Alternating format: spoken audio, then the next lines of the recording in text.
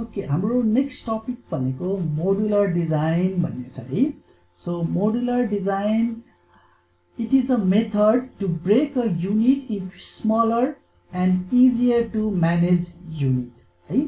So अब हामीले modular kitchen भन्ने सुनेका छौँ होइन। सो के हुन्छ भन्दा मोडुलर डिजाइनमा चाहिँ हामीले एउटा ठुलो कुनै सिस्टम बनाउनु पर्यो भने हामीहरूले के गर्छौँ भन्दा त्यो सिस्टमको चाहिँ फर्स्टमा चाहिँ हामीहरूले सब सानो सानो कम्पोनेन्ट्सहरू बनाउँछौँ है, सानो सानो पार्ट्सहरू बनाउँछौँ र त्यो पार्ट्सहरूलाई चाहिँ बनाइसकेपछि त्यो सानो पार्ट्सहरूलाई चाहिँ हामीले कम्बाइन गरेर चाहिँ के गर्छौँ, फाइनल एउटा चाहिँ लार्ज सिस्टम बनाउँछौँ है। सो यसरी डिजाइन गरेको सिस्टमलाई चाहिँ हामीले के भनिन्छ, that is called your modular system अथवा मोडुलर डिजाइन है। लाइक द जिक्सा जस्तै के हुन्छ, सानो सानो कम्पोनेन्ट्सहरू हुन्छ र त्यो सानो सानो कम्पोनेन्ट्सलाई चाहिँ हामीले कम्बाइन गर्दै होइन, कम्बाइन गर्दै गर्दै यो कम्पोनेन्ट्सहरूलाई चाहिँ कम्बाइन गरेर चाहिँ हामीले लार्ज सिस्टम चाहिँ बनाउँछौँ है।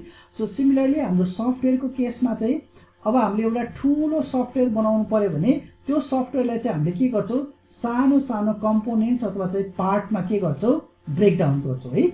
सो अब सफ्टवेयरको केसमा सानो कम्पोनेन्ट भनेको के हो, इट इज योर फङ्सन है। सो सानो कम्पोनेन्ट भनेको फङ्सन भयो। सो अब हामीले ठुलो सफ्टवेयर बनाउँदाखेरि सबै कुरा चाहिँ एउटै फङ्सनमा लगेर लेख्ने होइन, हामीले के गर्छौँ भन्दा सानो सानो स्मल टास्क गर्नको लागि चाहिँ हामीले सानो सानो फङ्सन्सहरू बनाउँछौँ र लास्टमा चाहिँ यो फङ्सन्सहरूलाई चाहिँ के गर्छौँ, इन्टिग्रेट गरेर चाहिँ के गर्छौँ, हामीहरूले चाहिँ सिस्टम बनाउँछौँ है।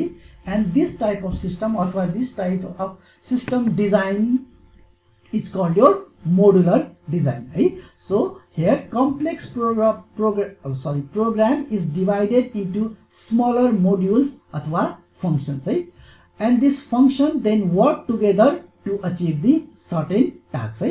अनि यो फङ्सनले चाहिँ हाम्रो सिस्टम के को लागि बनाएको हो, यो फङ्सनले एक अर्कासँग इन्टरेक्सन गरेर चाहिँ के गर्ने भयो, त्यो हाम्रो सिस्टमको गोल चाहिँ के गर्ने भयो, अचिभ गर्ने भयो। ओके, अब यो हाम्रो मोडुलर सिस्टम बनाइसकेपछि त्यसको एडभान्टेजहरू के हुन्छ भन्दा maintainability, reusability, error handling, ease of installation and less resource utilisation है। So these are the benefits of making your system modular है। सो अब यसको बारेमा चाहिँ हामीहरूले अलिकति डिटेलमा हेरौँ। ओके, फर्स्टको पार्ट चाहिँ के छ भन्दा मेन्टेनेबिलिटी भन्ने छ है।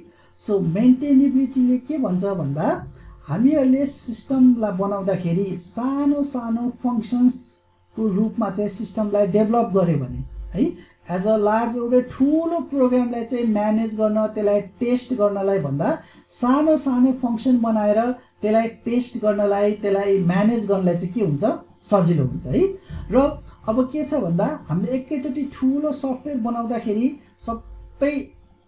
सबै डेभलपरले चाहिँ एउटै सिस्टममा काम गर्ने भन्दा पनि सबै डेभलपरलाई चाहिँ हामीले सानो सानो सब टास्कहरू दिएर चाहिँ काम गर्यो भने that will be more efficient है।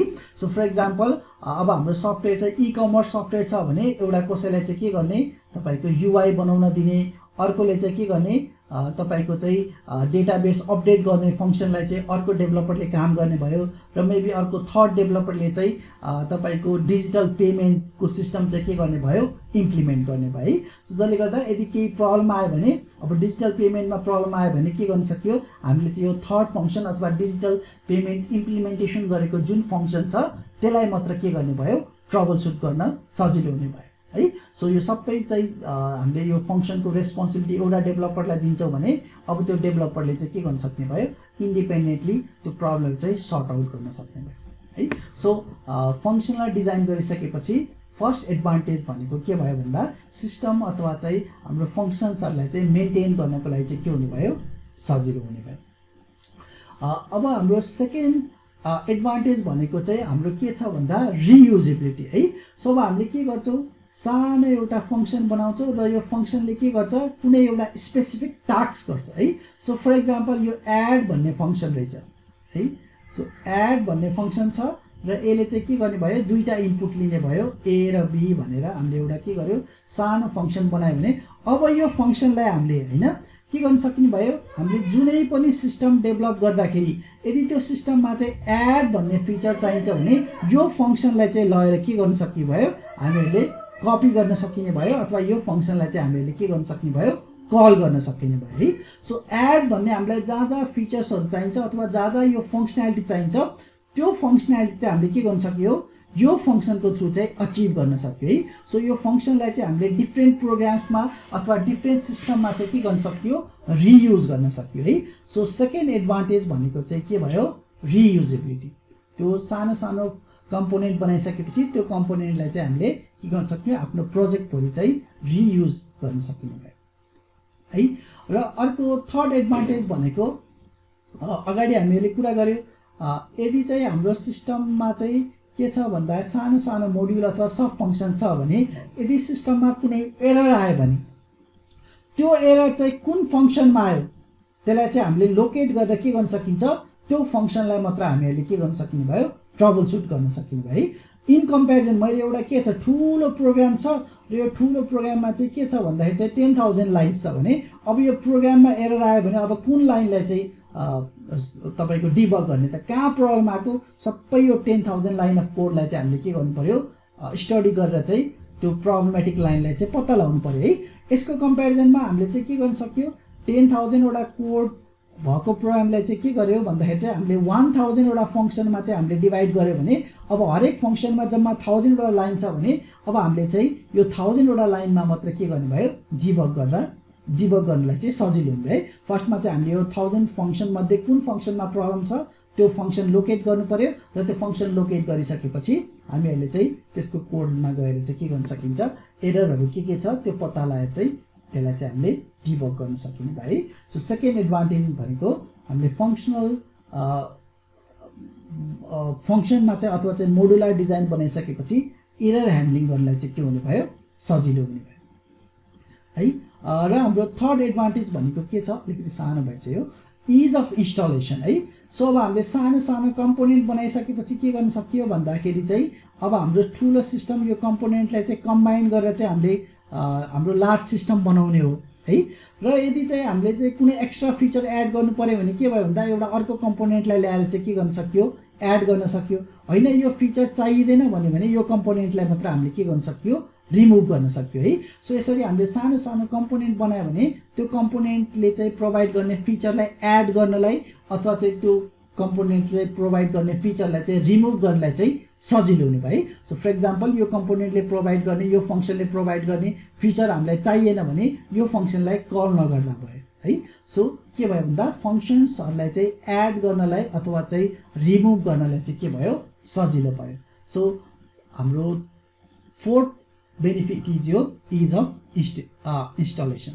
र हाम्रो लास्ट चाहिँ तपाईको बेनिफिट के छ भन्दा रिसोर्स युटिलाइजेसन भन्ने छ है। सो मेरो एउटा के छ ठूलो सिस्टम छ भने मेबी 10,000 लाइन्स अफ कोड छ भने यो 10,000 लाइन अफ कोडलाई चाहिँ एक्जिक्युट गर्नलाई चाहिँ के चाहिएला मेबी फर एक्जाम्पल मलाई 10 GB अफ मेमोरी चाहिए है। सो यो मैले ठूलो सिस्टम छ त्यो सिस्टमलाई चाहिँ एकैचोटी मेमोरीमा लोड गर्नु पर्यो भने के चाहियो मलाई चाहिँ 10 GB अफ मेमोरी चाहियो। तर मैले यो सिस्टमलाई चाहिँ के गरे सानो सानो कम्पोनेन्टमा डिवाइड गरे है। सो 10 वटा कम्पोनेन्टमा डिवाइड गरे भने के भयो भन्दा जब यो फर्स्ट फंक्सनलाई चाहिँ मैले रन गर्नु पर्यो यो फंक्सनलाई चाहिँ मैले के गर्नु भयो मेमोरीमा लोड गर्दा भयो है। सो मेबी यो फंक्सनले सानो फंक्सन छ भने यसले जम्मा के गर्ने भयो 1 GB मेमोरी लिन्छ भने यो फंक्सनलाई रन गर्ने बेलामा हामीले 1 GB मेमोरी लिने भयो र त्यो फंक्सन रन हुने भयो र त्यो फंक्सन रन भइसकेपछि उले त्यो 1 GB अफ मेमोरी के गर्ने भयो फ्री गरिदिनु भयो। र यो खाली मेमोरीमा चाहिँ अब मेबी यो थर्ड फंक्सनले रन गर्नु पर्यो भने फेरि यसले चाहिँ के गर्ने भयो यो 1 GB मेमोरी लिएर चाहिँ के गर्ने भयो एक्जिक्युट हुने भयो र आफूले एक्जिक्युट भइसकेपछि त्यो मेमोरी के गरिदिनु भयो फ्री गरिदिने भयो है। सो यसरी हामीहरूले चाहिँ मोडुलर डिजाइन गरेर फंक्सन्सहरु बनायो भने फंक्सनहरुले जति बेला आफूलाई चाहिँ रिसोर्सेस चाहिन्छ त्यति बेलासम्म मात्रै के गर्ने भयो रिसोर्सलाई चाहिँ रिक्वेस्ट गर्ने भयो होल्ड गरेर राख्ने भयो र आफ्नो काम सकिसकेपछि के गरिदिनु भयो त्यो मेमोरी अथवा चाहिँ त्यो रिसोर्सले चाहिँ के गर्ने भयो उले फ्री गरिदिने भयो है। जसले गर्दाखेरि चाहिँ हाम्रो चाहिँ इफिसिएन्ट रिसोर्स युटिलाइजेसन हुने भयो। Okay so this are the benefit of using your modular design. Okay benefits of modular design. First benefit भनेको के रहेछ first benefit is your maintainability since each unit or module is programmed or maintained by those with precise understanding of its makeup and function, it becomes easier to manage it individually.